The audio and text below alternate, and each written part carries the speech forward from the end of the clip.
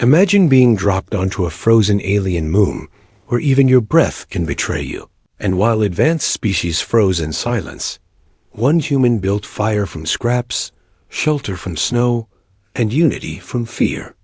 This isn't just about survival. It's about rewriting what it means to endure.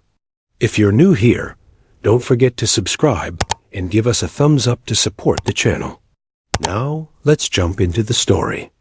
The dropship bucked hard as it tore through the black clouds above Fenrose 5.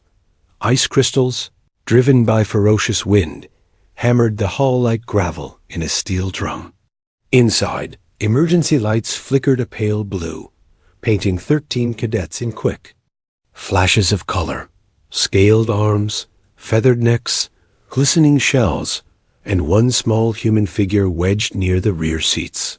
Every breath fogged the cold air, each hiss of oxygen louder than the storm outside. The pilot's voice cracked over the speaker landing in 10 seconds, and the cabin fell into a tense silence that felt like it could shatter with one wrong heartbeat. Lena Morrow tightened the strap across her chest and stared at her own boots. They were plain combat boots, scuffed gray, nothing special beside the advanced gear worn by her alien classmates. During training, some of them joked about humans being soft-worlders who survived more on luck than biology. She had smiled politely and said nothing, just as she remained silent, now while the tall avian cadet, Duckin, shot her a sideways grin that was half mockery and half challenge. Lena did not rise to it. She focused instead on her lungs, drawing. Slow breaths as her grandfather had taught her back on the windy slopes of old Earth. The craft slammed onto the frozen plateau, hydraulic legs groaning. The hatch hissed open, and a blast of crystalline wind burst inside, biting any exposed skin. The view beyond the ramp was a sea of silver ice, broken by jagged spires that glowed faintly under a swirl of violet auroras. Snow here was not soft. It clumped like shards of salt, glittering but deadly sharp. The cold felt dense, almost solid, pressing against armor plates and slipping through the smallest seams. It was frightening and beautiful in equal measure, the kind of landscape that made stories back home sound tame. A lean figure in metallic survival armor, the Academy proctor stood just beyond the ramp. His amplified voice carried over the wind. 72 hours begin now. Packs contain beacon, rations, thermal starter, tool set. No external support. Survive. He said nothing else, stepping back as the hatch sealed and the dropship clawed into the sky, leaving only the roar of wind and the soft creak of settling snow. For one heartbeat, all 13 cadets stared at one another, waiting to see who would move first, who would lead, and who might fail before nightfall. Duckin broke formation with a burst of feathers, launching into the air to scout for a thermal vent. 2 insectoid cadets deployed microdrones that buzzed upward, mapping the terrain. Another trainee, a thick-scaled brute named Nellen, stabbed a heat stake into the ice to inflate a prefabricated dome. Lena let their rush swirl around her like gusts around a stone. She powered up her visor once, scanned for the nearest natural break in the wind, and found a narrow valley shaded by a fractured ridge. While the others hurled technology at the environment, she set a slow, deliberate pace toward that split, boots crunching out a steady rhythm. Each step sank through a crust before hitting solid ice, and small needles of frost rattled off her knee pads. She tasted blood where the wind cracked her lips, but kept moving, conserving every calorie. 10 minutes later, she slipped behind the ridge and felt the wind drop from a scream to a whisper. The valley floor was smoother, lined with scattered chunks of clear ice that had shattered off higher cliffs. In one broken slab, she noticed a hollow, a dark fissure just wide enough for a single person to crawl inside.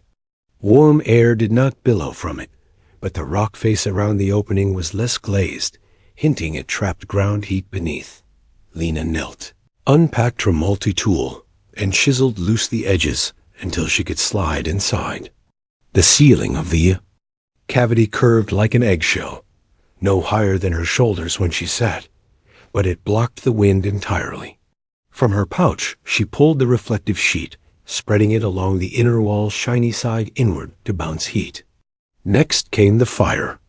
Starter, a slim rod and striker.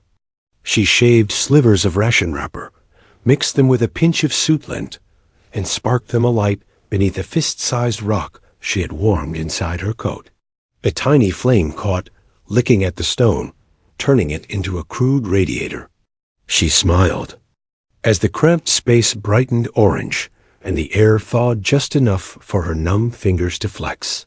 Outside, daylight faded fast.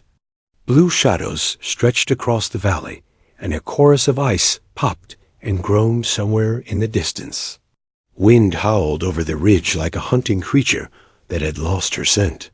Lena set her cup in an aluminum cylinder the size of her fist under. A chunk of clean ice she wedged in a crevice overhead. Meltwater dripped softly, slow but steady.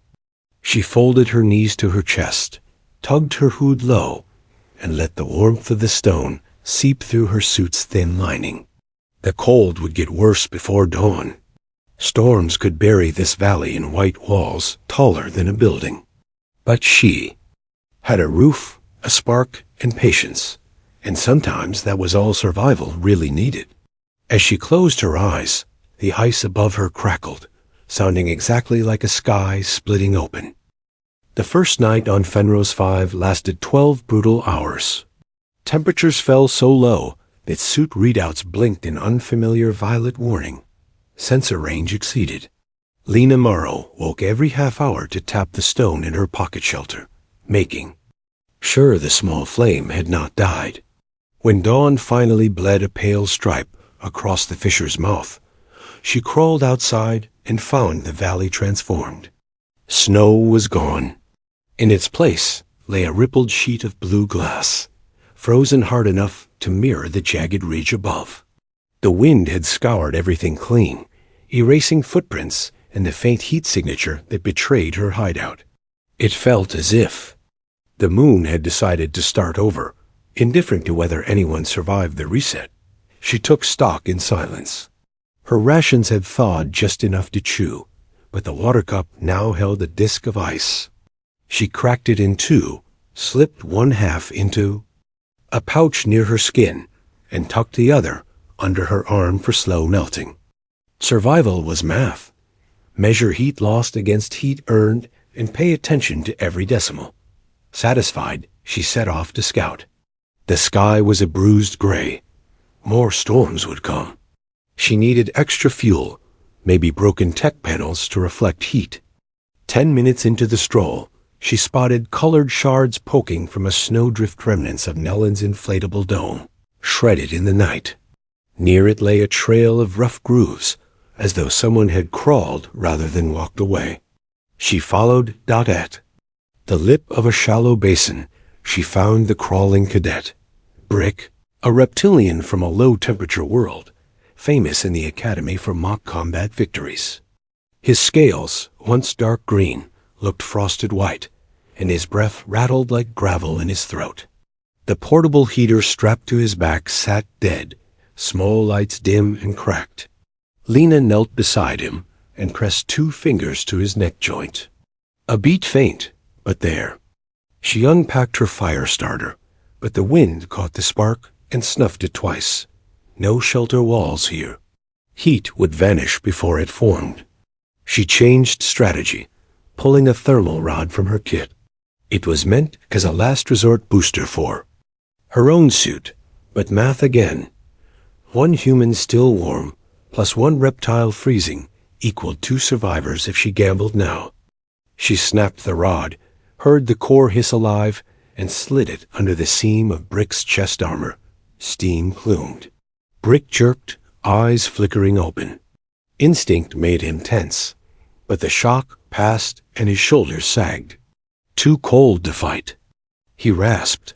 Good, Lena answered. Save energy. She hauled him to his knees. He managed a step, then another, leaning heavily on her smaller frame. Progress was slow. Twice they had to stop and breathe into cupped hands, letting the rod reheat his blood. They reached her fissure just as the sky darkened again, wind howling its next round. Inside, Lena wedged Brick against the curved wall, added slivers of wrapper to the ember, and coaxed fire until orange light danced across melting ice. Water hissed into the cup and turned to steam. When it cooled enough to sip, she pressed it to Brick's lips. Scales thawed in patches, dripping. He swallowed, eyes never leaving her face. Thought humans were fragile, he whispered. She shrugged. So did the frost. It was wrong. While Brick slept, Lena repaired his cracked heater. She scavenged an intact microcell from her beacon dangerous, because activating a rescue signal too early meant failure. But math said a live cadet was worth more than an unused flare. She wired the cell to the heater's coils, then set it beside the stone for extra warmth. The cave temperature climbed a handful of degrees, enough to let her fingers bend without pain. She wrote a quick tally on the inner ice. Food left, fuel scraps, rod spent, 2 occupants. Space growing tight. Tomorrow she would need expansion. Morning, number 2 arrived with snow that looked like ash. Gray flakes drifted sideways, piling against the fissure wall. When Lena crawled out, she nearly stumbled over someone crouched. At the entrance, a live, fur-ringed figure with eyes like molten gold.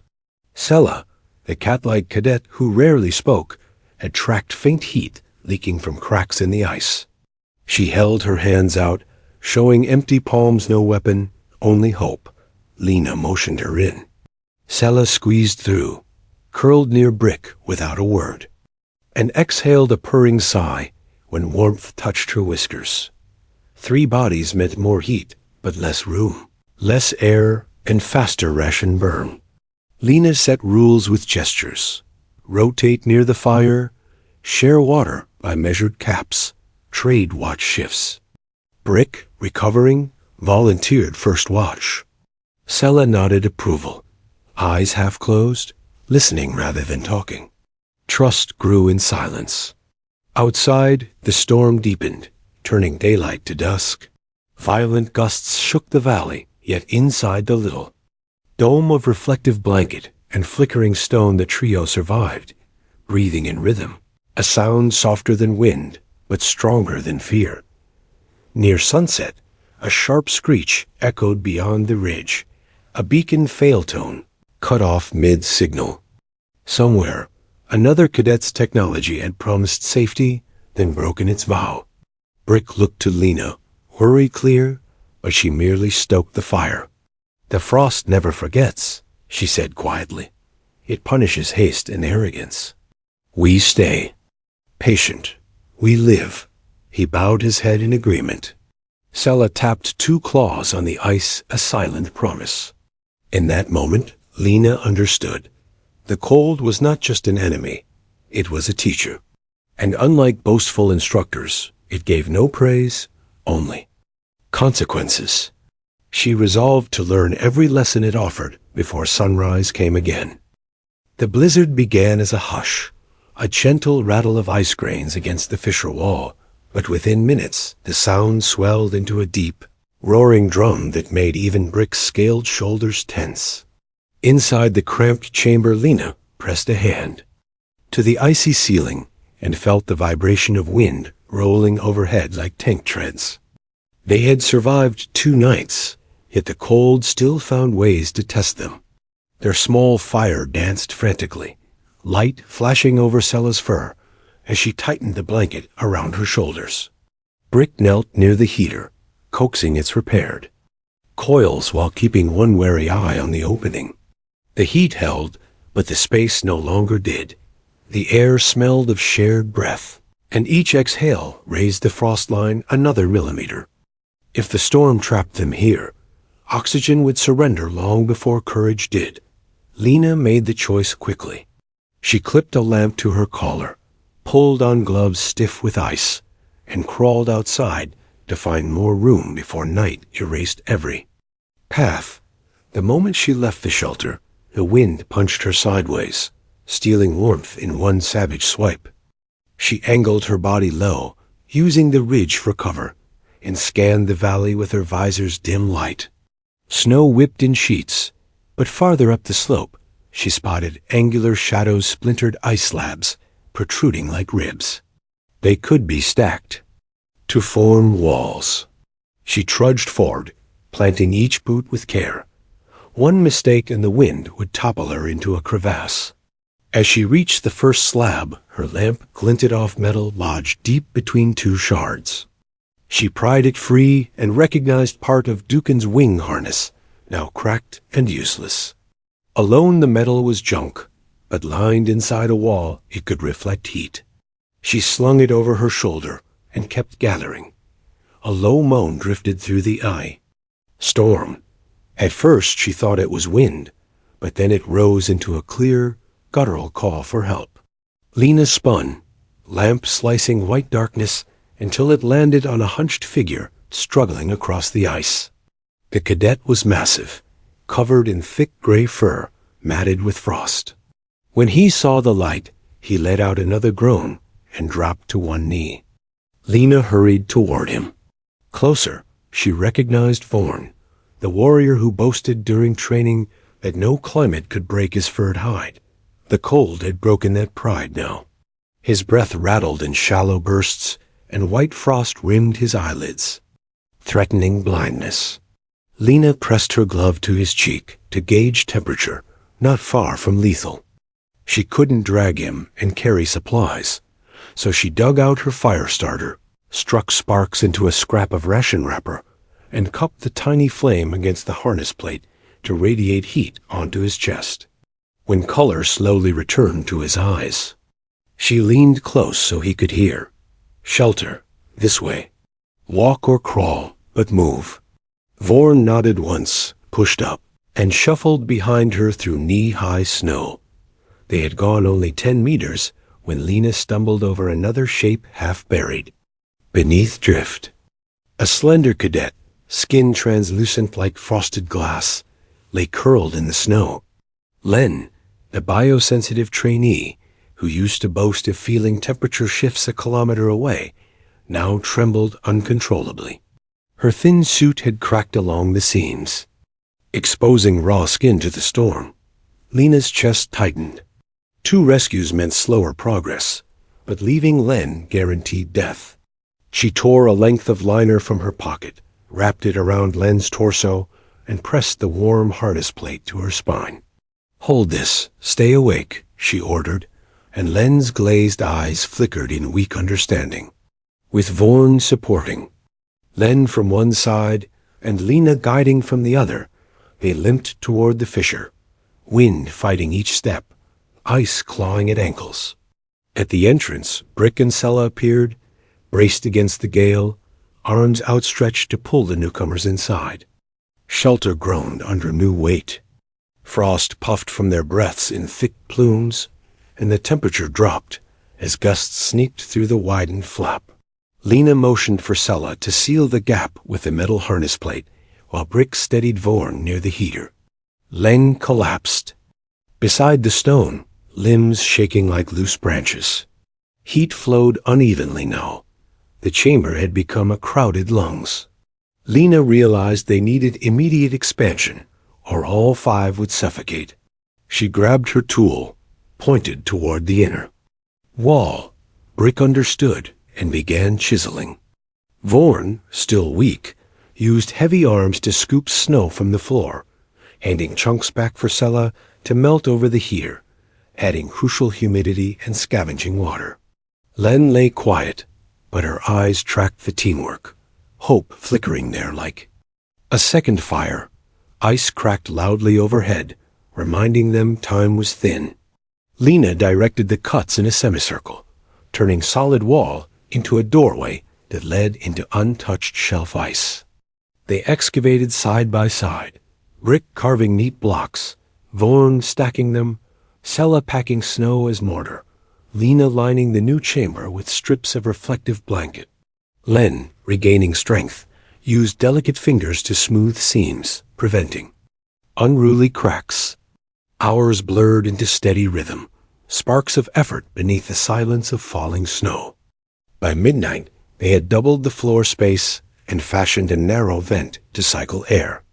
When they released the heater's coils, warmth spread evenly across both rooms. Steam from melting ice curled upward, and for the first time since touchdown, the shelter felt like a place to live, not just hide. Tension eased, but did not vanish. Resources were thin, and any mistake could erase their fragile success. Vorn clenched fists, frustrated by his earlier weakness. Brick eyed the remaining fuel, calculating burn time. Len flinched at each gust that rattled the walls. The air tasted of worry. Then Sella, who had spoken only in gestures, cleared her throat. In halting trade speech, she told a short tale. On her homeworld, storms sang so loudly that children learned silence first. Words later, and it was within quiet listening. That tribes found each other after blizzards. She ended by nodding toward Lena, silently crediting their unlikely leader. The story settled them like a quilt. Vorn exhaled and offered Brick a strip of his high-calorie ration. Len smiled and tucked her cracked suit seam beneath the blanket to hold warmth. Lena sat back, sensing something new respect that didn't need applause. Outside, the storm's roar softened, as if even the wind paused to acknowledge sparks of unity. 5 cadets, 5 species, 1 flickering fire. The silent music of survival played on, and Lena listened, already planning how to make the warmth last until rescue, or until they learned to rescue themselves. Gray morning light seeped through the vent hole and painted pale stripes across the shelter walls. Lena woke first, fingers numb, but mind clear. The storm had spent itself during the night, leaving a deep hush that felt almost kind. Frost clung to the ceiling in delicate spikes, glittering with the ember glow from the heater.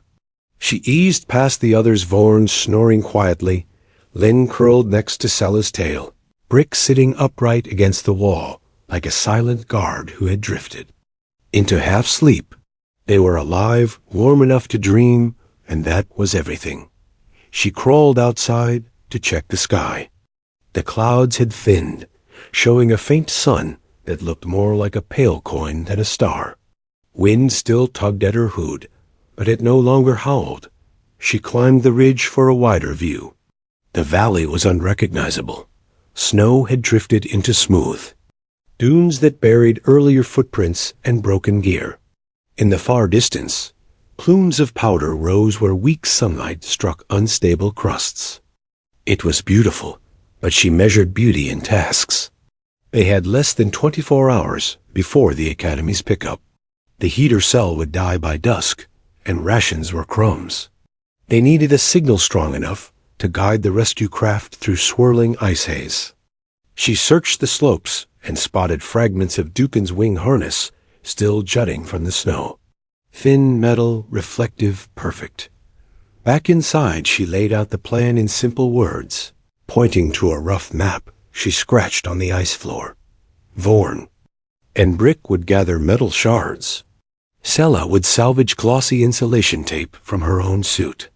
Len would stay within the dome, rationing the final water melt and preparing a second heat coil. No one debated. They trusted her counting, now the way sailors trust a compass.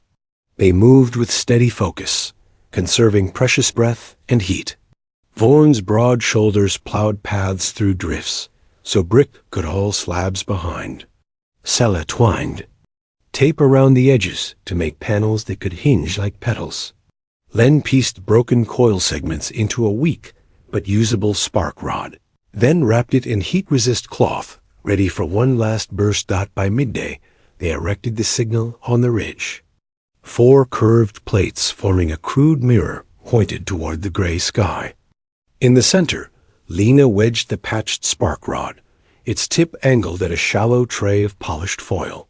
She stood back, exhaled mist, and struck the rod. The coil flared bright orange, flames licking across the tray. Light scattered outward, bouncing off snow crystals in strobing flashes. Even in low sun, the signal pulsed like a slow heartbeat. Mission 1. Be seen. Mission 2 was to keep one another warm until help arrived. They returned to the shelter, shut the flap, and shared the final bits of ration bar. Tiny squares passed from hand to hand until only wrapper dust remained. Vorn surprised everyone by breaking silence first. He thanked Lena for saving him, voice rumbling like distant thunder, and offered her the furry neck guard he had roofed to fit inside the dome. She accepted, lacing it around the vent to slow heat loss. Sella told another short story, halting but bright, about hunters on her planet who left small torches along frozen cliffs so strangers would know safe paths. Len, half smiling, placed her cracked visor in the center of the floor. Mirror for the next spark, she said simply.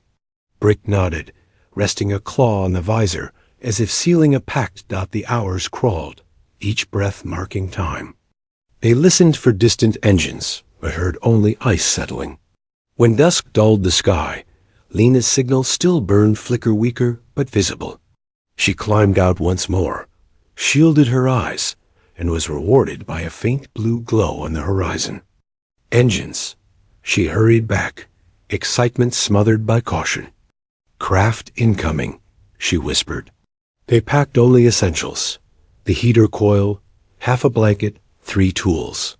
Everything else belonged to the moon now. Sala insisted they leave one reflective plate behind, propped beside the shelter door so other lost souls might spot it someday. Snow vibrated with the throaty roar of thrusters as the rescue shuttle descended. Spotlights cut sweeping arcs across the ridge until they locked on the mirror.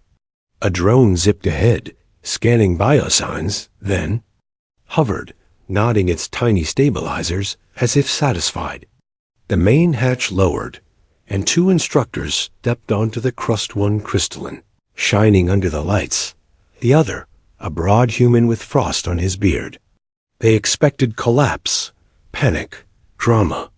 Instead, they found 5 cadets standing shoulder to shoulder, eyes calm, suits patched with mismatched scraps, but posture proud. What happened to the dome rigs and heat stakes? The human instructor asked, confusion edging his tone. Failed, Lena answered, voice steady. She gestured to the ridge signal. We used what stayed true. The crystalline instructor circled the group, sensors whirring. 0 fatalities. In your sector. Lowest core temp loss among all teams. Explain, Lena shrugged. We listened to the cold and spoke only what it couldn't hear. The man's brows rose, but he said nothing more. He handed each cadet a thermal pod, then motioned them aboard.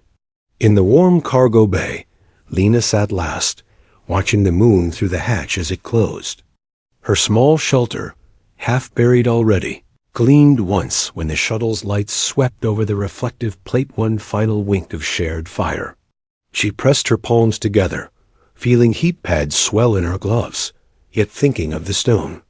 Heater, the hiss of melting ice, the sound of breathing in dark silence. That warmth would travel with her, unseen but enduring. Long after the pads cooled.